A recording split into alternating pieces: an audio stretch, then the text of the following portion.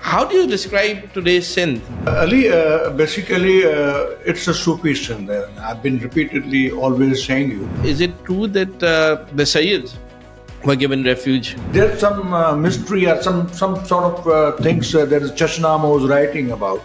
Dr. Nadeen Rizvi says about Matruka Singh. You know the concept of it? He says that, when Mahajis came, the land was supposed to be exchanged. They migrated from here, no proper replacement camp. The replacement camp which is Mahajir, which is who's going to be Sindhi and who's going to leave. Absolutely. Even Baloch. Welcome to a very special edition in English. We wanted to do something in English, and what better guest to have my good friend Javed Qazi with us, an eminent lawyer, human rights advocate, and a great human being. Javed bhai, how are you?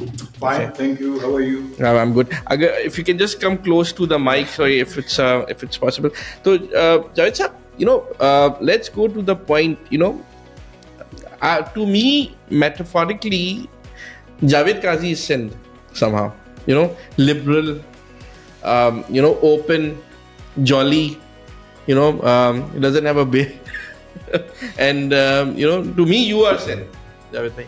So, how do you describe today's Sindh? It's thank you. First of all, you called me, and today we are doing all this in the language which is very important to communicate with everyone, and who want to know about Pakistan, about Sindh, and they are not from Pakistan and Sindh. So, at this language, through this, we can communicate what is Sindh. Ali, basically, it's a Sufi Sindh. I've been repeatedly always saying you. The same problem came before the researchers or all those British people who came before invasion to study, and after that, and those who have written many books. Why is it so Sufi, this land? So we, as I told you, we have a history. We have been from years, 1,000 years, living in one religion, then transcending into another religion. Then invaders came, they brought their religion. Then those who were indigenous, those who were locals, they were trying to make something in between. So, and another thing is that there was a king, and there was Qazi in that in this court, and there was a mullah also, those who were giving that verdicts. So these people stood by the people, and all taken 10. So this is a 500-600-year-old Sufi, movement that is called a Bhakti movement. What is Bhakti movement? If you can Bhakti movement is basically that Kabir, that is the movement inside Hindu religion and Hindu culture and society. The Kabir was telling them to get mixed with these Muslims, and Hindu means those who are living in Hindustan, and Hindu doesn't mean that it's a religion. And of course, Hinduism is not a religion. It's a way of life. It's a way of life. It's all their stories old, and they combined it. And when invaders came, so they just glued themselves with that myth, and they converted it into religion. But as a matter of fact, Hindu, and according to Bhagat Kabir, Hindu is the one who is citizen of this land. Okay. And Hindu is not that it's a religion. I've been through many scholars. One is the religion, another is the research on religion. So in that, every society needs a religion. Every individual needs a religion, and it's a matter of satisfying your soul. And then somehow some people come and they do business or whatever you say. So they try to manipulate it, and they try to make bread and butter out of it. For example, if someone who's studying in madrasa, and yet he is not knowing physics, he's not knowing chemistry, he's not knowing any skill. So he, of course, is living in dunyavi and dinvi, both worlds. For dinvi, as heaven is, well clear. But about existence of that man on earth, he has to do worldly things. Let me just bring you back to a very important point. Sindh and that Gujarat sector had always been a place where people took refuge. And I remember studying in England and somebody coming to us and starting Pakistan history with Muhammad bin Qasim apparently. So there's been a lot of debate within Pakistan about the role of Muhammad bin Qasim and indigenous people, Raja Dahir at that time.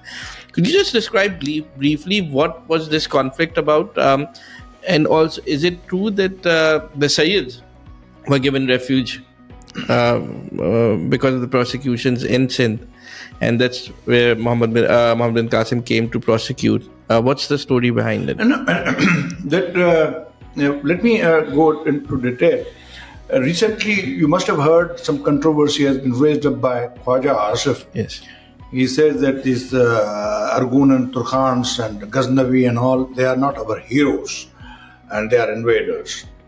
And the whole Pakistan history is all about making these invaders our heroes. Yeah. I was just writing my article and I dispatched it, and I made the same debate. Now, coming back to your point of Muhammad bin Qasim, all of a sudden, after 1947, yeah, this Muhammad bin Qasim was shown as our hero. It was a small 14 years old boy who was sent by Hajjaj bin Yusuf. He was a brutal governor of Basra, and he is the one who, when encroached with riding on horses, he invaded on Mecca, So his history is very dubious.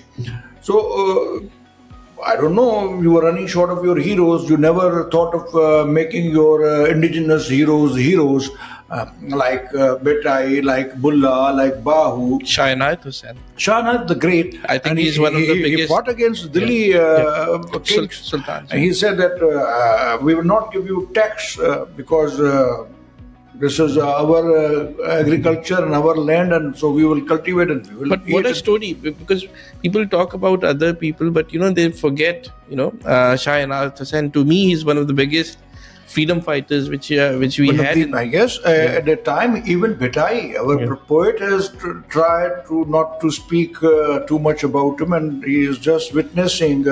He's a probably 25, 30 years old Shalati Betai. And this battle is on here at Tata, and he's ignoring. And he's a poet, so he hasn't written anything about Shah Inayat. So yet, chronologically, he is knowing everything what is happening.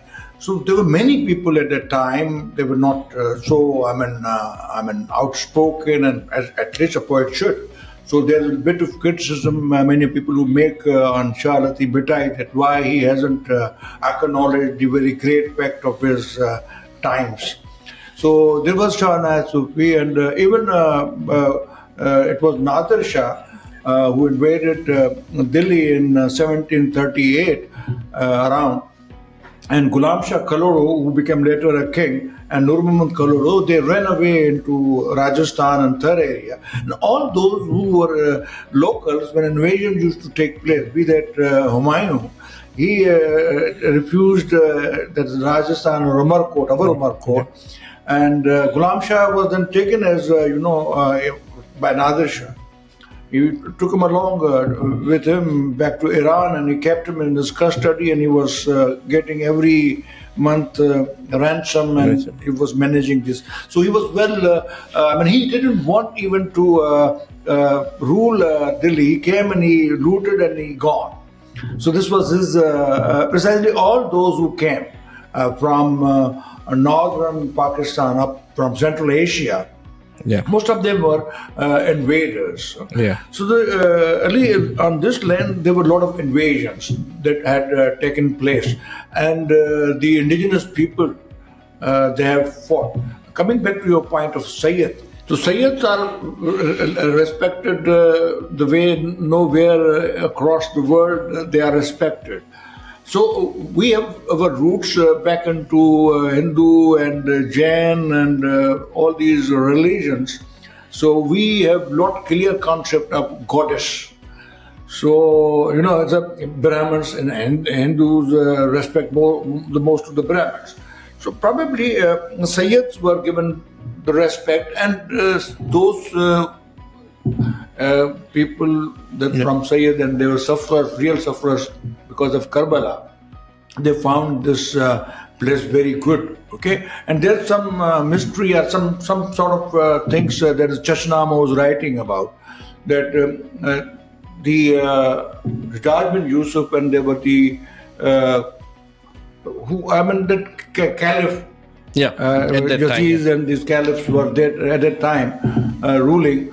They sent Muhammad bin Qasim to see that why have they been given a refuge there in Sindh. Okay. But if you go to see Sindh, what was Sindh? You see Sindh in poetry of Rumi. He is showing you two great countries and 1,000 years back. One is Hind and another is Sindh. Yeah. So you can read about Indus civilization, about Indus, Sindh, and the historians who came with Alexander the Great, and they have written all that what happened with them. What boggles my mind is that the Sindh has been ruled by Alexander. Then obviously there was a big part of Buddhist. From Ashoka to everybody ruled this land. Then the Hindus, because if you read history of Sindh, you know better than me that was a conflict between Hindus and Buddhism in this area. I was just reading William Dempler the other day, and he was telling me that he was telling everybody, of course, that the Buddhists actually were the first banks in this area, according to his research, and they used to give out loans. Yes. In that area, and that's how Thatta, prospered, or other parts of Sindh prospered. But so this area was ruled by indigenous, which is obviously the. If you see, every river has given a society, a language, a culture. That Indus civilization is from Indus. Yeah. And in those times there wasn't any canal coming out of that Indus. Indus was roaring like a sea, and it was bringing a lot of silt, and it was so prosperous and beautiful, Thatta and all that. Yeah. So it was the tail end of the Indus. So this civilization flourished around Thatta, and Shanati Bhitai is the right witness. He's a historicist himself. He's writing about, his one chapter is on sea, Sur Samud. And many of lovers of Bhetai's poetry say the beautiful chapters are about Samud, and he's writing in his own genre beautifully. And then H.J. Sorley is having a PhD from Oxford, and was commissioner somewhere here in Pakistan and Sindh. In 1940s, he has chronologically collected all that old Sindh, and when this trade used to take place from the Tata and Portuguese came here. The first they landed here, and they then burned all Tata. The indigenous gave them a resistance. So all these things are we need to go into that history. I think normal people, even in Sindh, doesn't know the history, and one part is of course we need to tell this, and that's what we will be doing in later programs. We just to tell people that this is the Sindh special by Javed Qazi, and we'll be doing it. It'll be a long conversation divided into 2 episodes. But so let's forward to something close to partition. And there was this Sindhi Hindus, and just like India was divided on the basis of religion, the British played a dirty role in dividing Sindhi Hindus and Muslims, right? And that's a very important aspect. One part was how the local governor was the person who they changed the text of Sindhi from Sanskrit to Devangiri to Arabic, and to me that is dividing thousands of years of culture. What do you think about this? Were the British behind? When I was just going through some papers or some social media, there are about 52,000 companies. There are about 52,000 companies in Japan which are 100 years old or more than 100 years old. So that is the company, the entrepreneurship, Yeah. And I just made analogy with my with Sindh discourse. How and why is it that neither in Punjab nor KPK or Balochistan, the great entrepreneur was, in their society, the way it was in Sindh prior Pakistan came into being, and why were they Hindus only? Why weren't they were from Muslims, these entrepreneurs? I don't want to go into much why the religion was taking this way, but largely those who were Muslims, they had lived in clans and tribal systems, and Hindus were urbans, and they were more having exposure to grow and be urbanized. But you see, there was a great loss for Sindh, and nobody has, occurred or incurred the loss the way we had. Our cream of society migrated to India, and even in India now, you see, Hinduja family, and there are so many. Even families. Adani is. Even I, somewhere in some time, 10, 20 years back, studied some article. It was about the world-class entrepreneurs, and they were showing Jews and and they mentioned Sindhi. 22nd number in the class, they were Sindhi Hindus. Amazing. So we lost. So it was a great loss. But my question, Javed bhai, is that the British deliberately divided the society in Sindh? Not as such. Or there was a conflict between Muslims? They encouraged Hindus more. Yeah, okay. Rather than they encouraged Hindus after, because Muslims gave them a resistance. Okay. The first civil disobedience movement of 1857 was led by the Muslims. Yes. And they saw that the king was a Muslim, so we for 50, 60 years were kept annoyed with the British Empire, and that opportunity and the gap was filled by the Hindus, and that Shah Syed and that even Jinnah, they tried to make this. But to me, Javed bhai, and I think a lot of people would hate me for saying this, but after 1857, when Congress came in 1870s or 18, Sir Syed was launched by the British with two-nation theory to divide the Muslims and Hindus, and if you see the chronology is that in 1908 they started Muslim League, and then they have separate electorates. So Sir Syed was, to me, launched to divide or sabotage Congress, which wanted a united India. Now a lot of people are disappointed after 70 years of this country, and a lot of people realize what you and I have been saying for last 50-60 years, especially the Punjabi class of Pakistan realizes that what is happening now, and we could talk about it.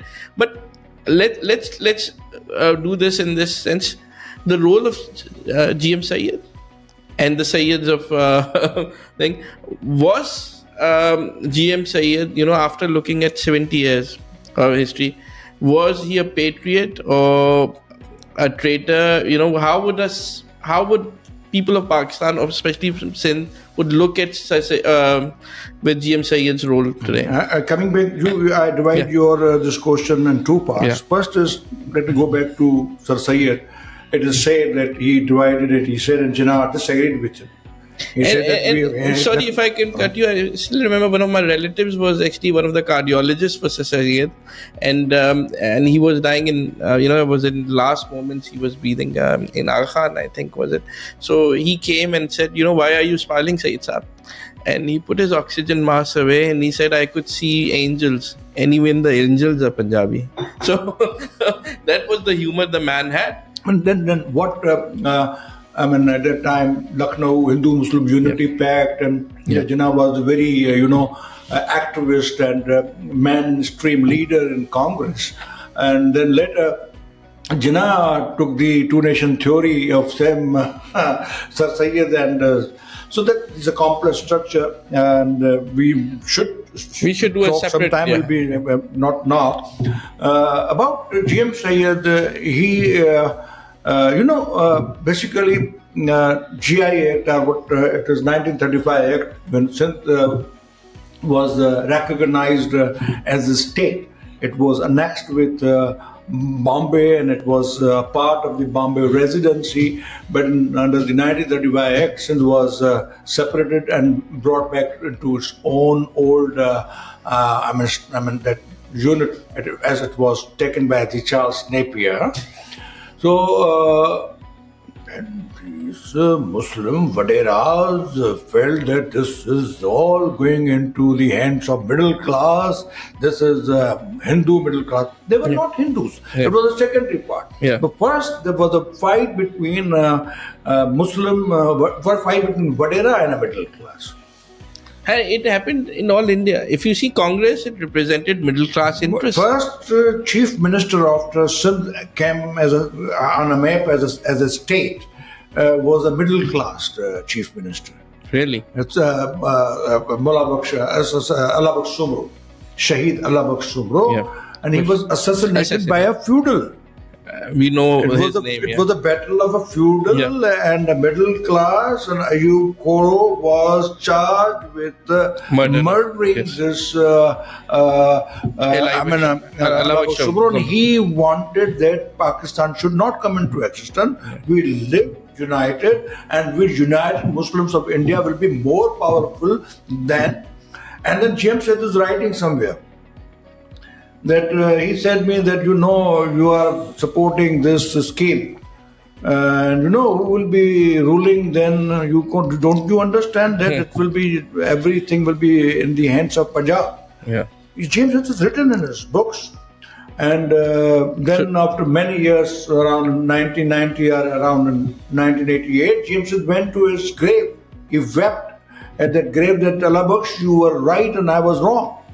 So these facts and these things we can open with your gracious this the wire or whatever it is, and I will be feeling loving. I will be loving to talk with you all. Yeah. So let's fast forward.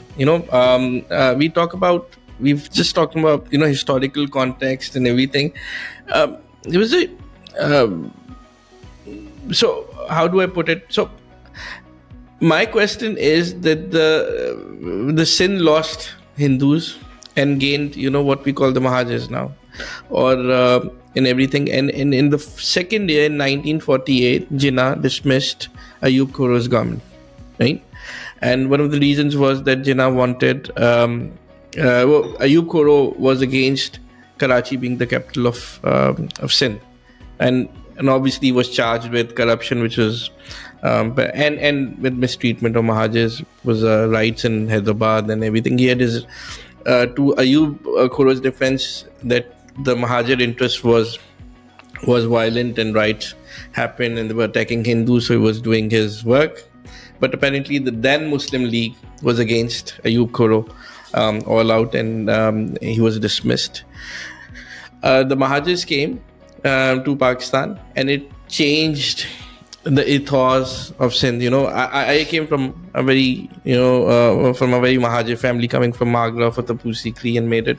And when they came, apparently they came with a very right-wing approach to a left-wing province, which was secular. How did it change Sindh? It changed a lot. This is altogether a different Sindh what it was prior 1947, and it was a big and a huge migration. They came down, like in Taiwan. And Taiwan is all about the middle class. They migrated, and then Mao came, and Chiang Kai-shek was the prime minister, and the beautiful cream of China. They migrated to Taiwan. So then Taiwan is all about the migrants. Yeah. So, there should be a serious discussion on that. But I think that they came here with the mindset that they were basically, historically, by narrative, they were the, the owners of the Delhi kings, Mughal Empire. and it was a minority that was ruling on a majority. The whole Muslim rule on India is the rule of a minority on a majority. And that great tragedy happened up. And then UP people, the real serious suffered, through that what happened. We didn't suffer that much, or rest of places where Muslims were in majority. But actually, the great that dent came on the Muslims of Uttar Pradesh and Delhi and they are the founders of Muslim League, and India, they floated this idea that was accepted by the rest of all Muslims. And so this was what came here in Karachi in the shape of Muslim League. And there was a dilemma then how to keep and sustain this power. So that negative political thinking came down, and like you see, Kararda, the objective resolution, was a physical instrument to deny and not to give constitution. And your 1947 Act, GI Act, it was all about to give the constitution, and you are now a separate country, and they denied it. India gave the constitution. Right from there, it was not realized that you are a minority, you cannot control whole country, and then the party which ruled Pakistan, they didn't made any effort, serious effort, like what is the Quit India movement of 1940? Was there any movement from that? They were. They never went to jail. No, they never. Were feudal Jinnah never went to jail. They were rich people. There was, of course, at least the party. We said that we want separate country, and KPK didn't say that NWF that we want a separate country. Balochistan came into Pakistan in 1948. After a year, so Punjab realized that the power is shifting to Jinnah and Muslim League. So let us. That United Party, and immediately next day they become a Muslim League. You see, so for Liaquat Ali Khan Sahab, or for these, all entire leadership of Muslim League was based on immigrants, and all ministers were they came from UP. So they were not indigenous. Liaquat Ali Khan and the Muslim League didn't have a constituency. They wanted to create they killed him. There was a Punjab bureaucratic mindset that they wanted to get rid of this old man. He's saying that I am everything and I'm everything. Why are you everything? So they planted and they made this all that, and they killed him. And then power shifted to the Punjabi bureaucracy, and later the power shifted to the military bureaucracy. And it is finally written by Mir Gospas Bizijo in his autobiography, edited by B.M. Kuti. So it is neither with you nor with us. Now, what we want is that the history, Pakistan is all about Punjab, Sindh, Balochistan, KPK. It is not about Ghaznavi, it's not about Ghori, it's not about Turkhan, it's not about Mohammed bin Qasim. It's about indigenous heroes. It's about indigenous people who are the legends. So the whole 75 years we have lived in the state of denial to accept the power of indigenous people. Let's get back to what we are talking about, the Mahajirs, and then we will move on. So the Mahajirs came to Pakistan, and obviously, it became some sort of a low-intensity conflict started, a Cold War. And let me accept that, the elite... It's a love and hate. Yeah. And we'll be one day very good, No, but we will go on to that. But at least the elite or something, they looked at indigenous population as something below, then because of the education they came with or with everything. But to a lot of it, a lot of Mahajirs who settled in interior Sindh, speaks Sindhi, probably better than you and me. We call the Sindhis Ansar, equivalent to, who was given refuge to the Prophet in back then. But so, right now, if we see what's happening, we forget the language rights and everything as what has happened in the past. Right now, I think there's a very legitimate demand within the Mahajir community that, we are not Sindhis. They say, we live in Sindh, but we are not Sindhis. Accept us as what you are, call us Mahajis. We love Sindh, but don't deny you cannot dictate our identity. We are Mahajis. It's a ethno-political, linguistic, political identity. That's what they say. It's a political identity. It's a cultural identity. It is everything. And we Sindhis need to understand that. They've been, the heirs of the great civilization of Lucknow, and it is not going to amalgamate overnight, and Sindh is not capable enough to incorporate them into their culture, because Sindhi culture is agrarian culture, and many things that cannot make this brilliant, educated people overnight absorb it. Normally, migration, when you go someplace, you just absorb into that. And it's been 75 years. It's been 75 years, So my grandfather is buried here. My father would be alive, and a lot of people's great grandfathers. I'm married to a Mahajir girl. Yeah. And a woman. And the toughest of them, they're Baharis, right? So that new generation is coming from Sindh. My son is and what has happened is even the Sindhi, speaking just like Punjab, and it's a very, I don't like it because the Punjabis, ditch their own language and somehow are in complexes. Now I see the Sindhi elite, or even the Sindhi, middle class now prefer to speak in Urdu, or English, and leaving their own and language. I think there has to be some sort of a movement within Sindh, teach to... You see, Ali, you and I have to take some efforts, and everyone should take effort. One thing is that the issue is of a dilemma with Mahajir. The very phrase of Mahajir... I think people take the word literally, and we accepted Mahajir because now you are Mahajir. You want to be, you are comfortable with that identity, and you should hold that identity. Historically, what Mahajir definition says, that is a separate thing. Here, this Mahajir has a separate context. Even they want to own it. I personally don't like the word Mahajir because to me, it is difficult for people to. But I've told them, but there's been so much hate against me to keep that word. I said, who are you to say you are not a Mahajir? Yes. Right? So yes, and this Mahajir, they should hold it. That's fine.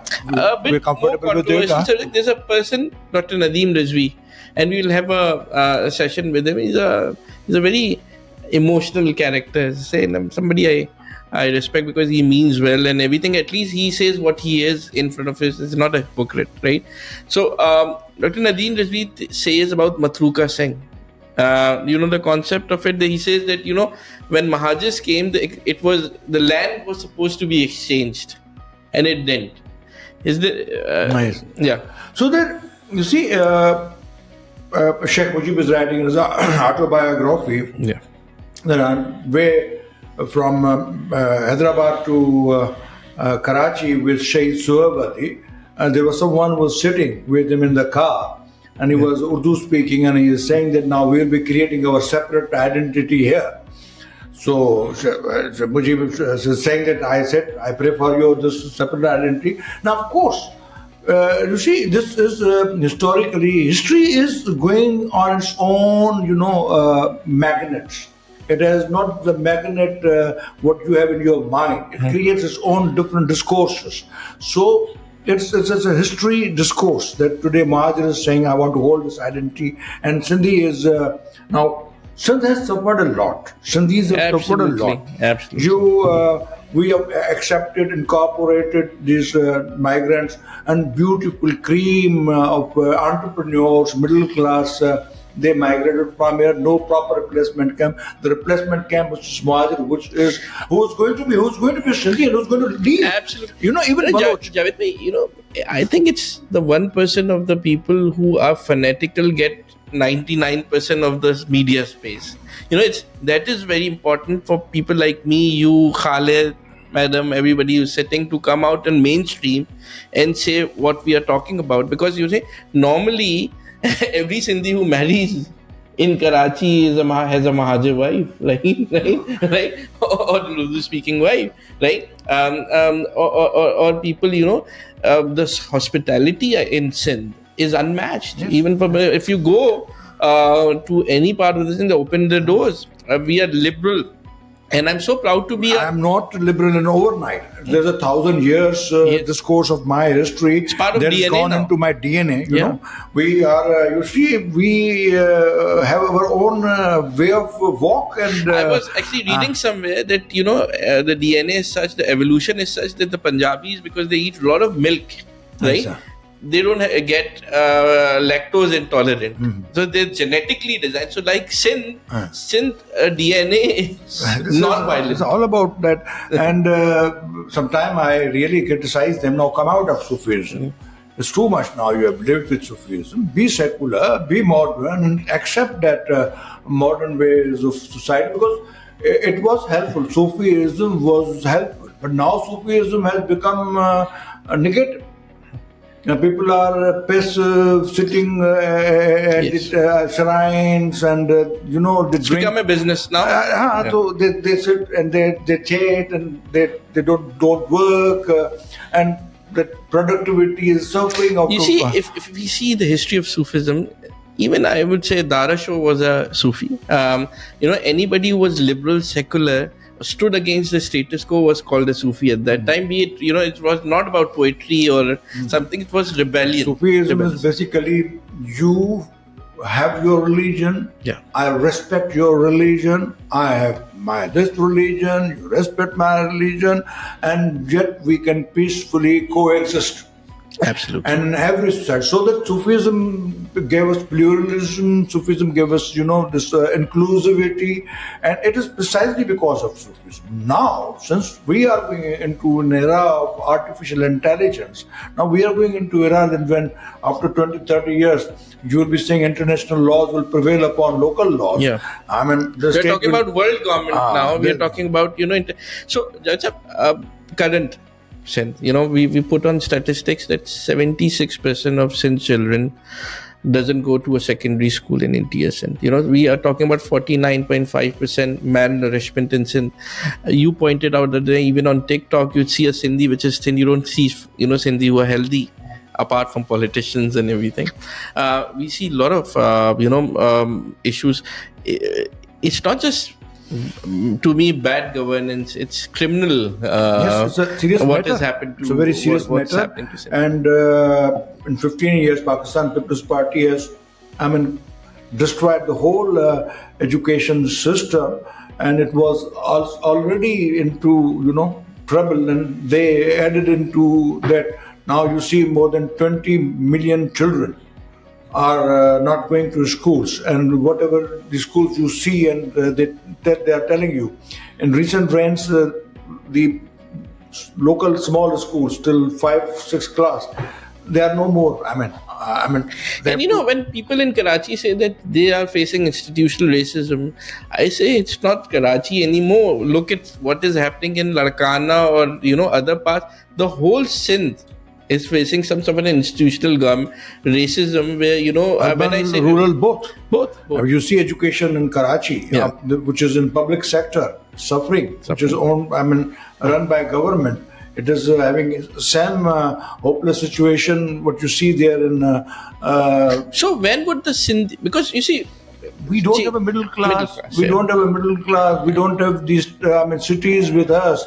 Our middle class is very weak in shape because it's not entrepreneurial class. It was created artificially by Zulfikar Ali Bhutto through giving them jobs, and most of the middle class people are all into this offices and 20 grade and offices. This is why I think the Sindhis have suffered because of the government jobs. They say the paycheck is opium they give you every week, every month, so you can't do any business. You see, if you unfortunately, and even these middle class are having oxygen from these feudals because their transfers, they are depending on these MNS of People's Party, so they they are courtiers of their darbars, their otaks. And this middle class cannot stand on its own. So if we look at People's Party, it's not just a political party. It's now become part of a culture. But it's a group of people. The feudals have joined it, and they made So we talk about even people who traditionally stood against People's Party, like Laka Jatoi or any other Mahars, have joined them. So there's no opposition to them. But I see, if you go back to Zulfikar Ali Bhutto period, Yeah. there were many Muhajirs Yeah. in Pakistan People's Party at that time. And I don't see that much chunk of urban people in Pakistan People's Party now. But and remember that it was the Mahajir, Najmi, Tipu, and everyone who stood with Al Zulfikar, and the hijacking Yes. was all Mahajirs. So it was not the Sindhis. Yeah, even took the militant side. Yes, yes. Yeah. So what I see is that Yeah. there is, we are at the crossroad now. That great changes world over are taking place. Environmental crises are at the threshold, and we want good governance also. And over the 50 years, there wasn't any challenge to Pakistan People's Party, and still I see otherwise. There is no challenge to them. But I can, the cry of wilderness, what you say, I can see there is something going to happen very soon. Eventually, yeah. And even Saddam Hussein can't live its own. The Libya, the Qaddafis went. So there's a time for those Sindhi politicians who are still believing on separatism, who are separatists, they are wasting our energies. Yeah, you think there is still a air for separatism? The Saint James Sayed's philosophy of separatism is now not good for Sindh. And It would, because even in modern let us talk about the last country which actually was East Timor, right? And it was a Christian country. So nobody wants another part of Pakistan in disability. Saint James Sayed is respectable. Yeah. I mean, he's the great intellectual, he's our great leader, but we have a right to be critical on our Absolutely. ancestors. And so the middle class who can play a great role, yet accepting Pakistan as a reality, or any change which can come, that you cannot bring anything against Pakistan. It is. So please don't waste your energies, and let us try to fight against the government and fight for the good governance, improve our schools. You think Sindh needs a middle class Sindhi Mahajir-led get political together. party? Yes, that's what I mean. That there is now no difference at all. That Mahajir and Sindhi are as different and as same as Baloch and Sindhis are. They're part of it now. Baloch were migrants. Zardari is in Baloch. Yes, and over 100 years, they ruled us. For 100 years, they were the kings of Sindh. The migrants were the kings of Sindh also. So now you be a king of Sindh. Why not? Mahajir can be a king of Sindh. Yet you accept us. Acceptance is That important. we are same. Yeah. I mean, that why Akbar the Great Mughal Empire strong? Yeah. Because he accepted Hindus. Hindus, he accepted he gave Everybody. of his own secular concept of that Deen time. Ilahi, yeah. And he married to a Jodha Bai, Yeah. and he allowed yet you can live with your religion. But in the next 5-10 years, excuse me, I think that ethnic or linguistic identity would go down. Still is. I think the class-based identity is taking over. So somebody even who is Sindhi goes to a Sindh club or Mahajir would have the same At attitude. least Urdu is gone. Urdu is not a Mahajir language. Yes. And I tell you how. There are so many Sindhis are writing beautiful Urdu poems and Urdu essays and Urdu books. I mean, even more than Mahajir, the great contribution in Urdu is made by Punjabis. Yeah. You see, so then Urdu is now language which is not a Mahajir. It's of course a language of Mahajir, but it is for everyone. Now, at least we used to fight in 1970 that this language, Sindhi language, be given appropriate place and time and space in Pakistan TV and all that. Our Sindhi list be made. Now, Sindhis have no such issue. Even quota system debate is over. It is history now. They are performing well, and rural, who are competing in CSS and other examinations, they are performing very well and better than urban people. So that at least quota system, that issue or the language issue is gone. Let us see what another issue is that still is apple of discard. And finally, we talk about One of our closest topic which you and I stand for is against extremism. Sindh has been, unfortunately, we've seen blasphemy cases which we've never seen or witnessed in Sindh. We've seen a wave of extremism.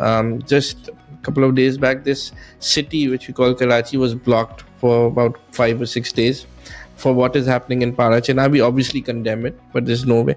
So this takeover of mullah, or or this try, they haven't taken over, but this wave of violence, religious violence. You cannot make religion an apparatus for hate. It is a very private issue of an individual. Let him profess his religion, each according to his faith and beliefs. The state has got nothing to do with it at all. That is what Jinnah is saying in his speech of 11th August. A Hindu ceases to be Hindu, a Muslim ceases to be Muslim. We are all Pakistanis. At least Sindh is doing that. Yeah. Now, those who have some interest and they want to create their power through religion, and they're exploiting it. So Sindh is giving them a tough time. Yet Sindh is under the bondage of feudalism. Sindh is having a very poor middle class. It's not having very defiant and resistant and full capable middle class the way it should be, and it is always in every society. We like it, but we have that middle class that is today or tomorrow is going to say, I am Sindh and I am Sindhi. There is a margin.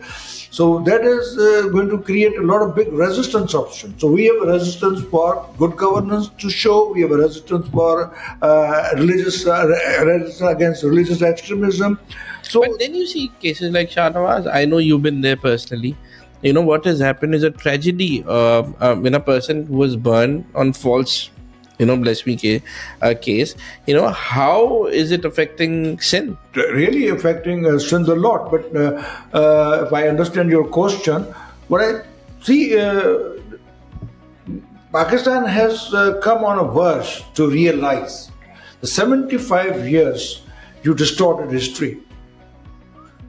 For all 75 years, we have distorted. We have given a wrong narrative. Okay, since Pakistan is a country comprised on four units, four nations, four civilizations who have 1,000 years history. So Pakistan is a continuity of the history of Punjab. Pakistan is the continuity of history of Balochistan. Pakistan is the continuity of history of Sindh, for that matter, KPK. So that Pakistan should realize it is not standing on its own, that some Arab world hero is their hero, Muhammad Qasim, or Argun and Turkhan is our hero, and our indigenous heroes are not heroes. So as long as you have to fight against the indigenous culture, against the indigenous languages, and you continue that, so what you see Pakistan today is a manifestation of the narrative and distortion of history that was made by the state itself. So this is how, and then the Little Bomb was General Ziaulak. Yeah. You've been doing mistakes from 1947. I always tell people, Jamaat Islami. Every time I say Islami with that word, to me it's not appropriate to call add Islam with that Jamaat, but they were so clever that when they took Majlis Shura over, they took education ministry in 82, 83, and for that reason, because they put in their curriculum in it.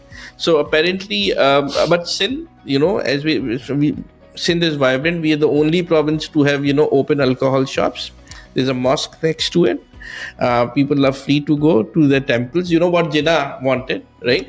People. They're Ahmadi. It's the only city and a province. Jinnah was Tashi. Yeah. And you cannot make a research on Jinnah. Yeah. Still, you are not allowed to do research on Jinnah. I mean, the property of Jinnah, which is here, and their heirs are fighting, the decision is not taking place from High Court Sindh. And the case is less pending, still is on from last 30 years. Yeah. So they try to make Sunni out of Jinnah. To me, Sindh is, what Pakistan was supposed to be, obviously with minus the government. Pakistan will be going far ahead if it incorporates and take a narrative made by the history of Sindh. And now you speak of that, live and let other live. This is what Sufism is about.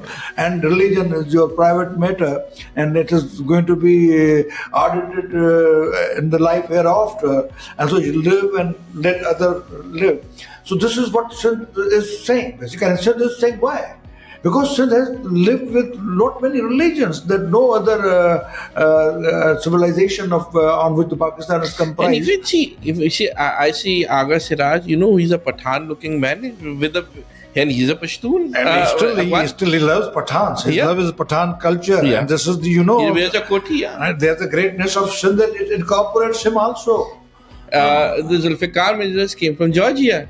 Zulfikar's great-grandfather, the one who came from Georgia, that they came to Iran, they were Christians. Imagine. And they adopted, they became Muslims there, and they were Al-Tashi. And the father of Mirza Khalij Bey is the first great known intellectual who wrote books, many books in Sindhi.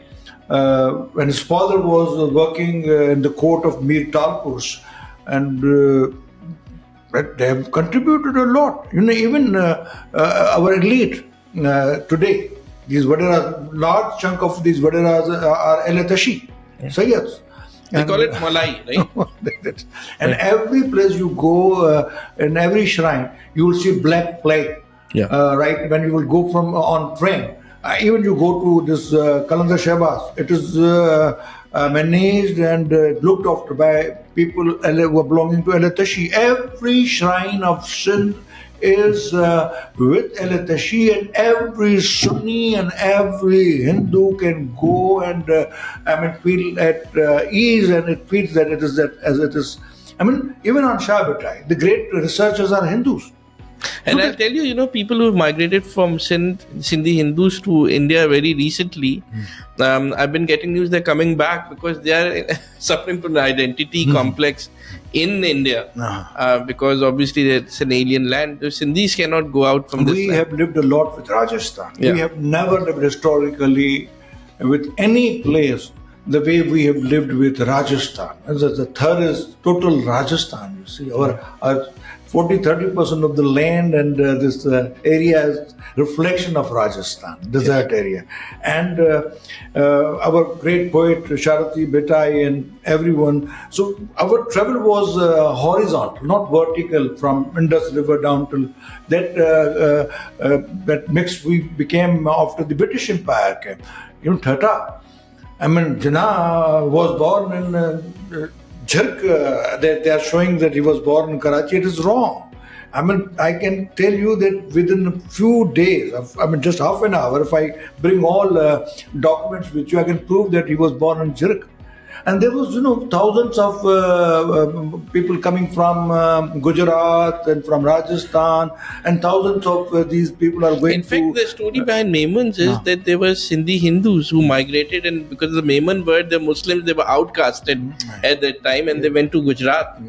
And there used to be streams, The first great invention of that time, which amalgamated more to Gujarat and Tata, was the streams.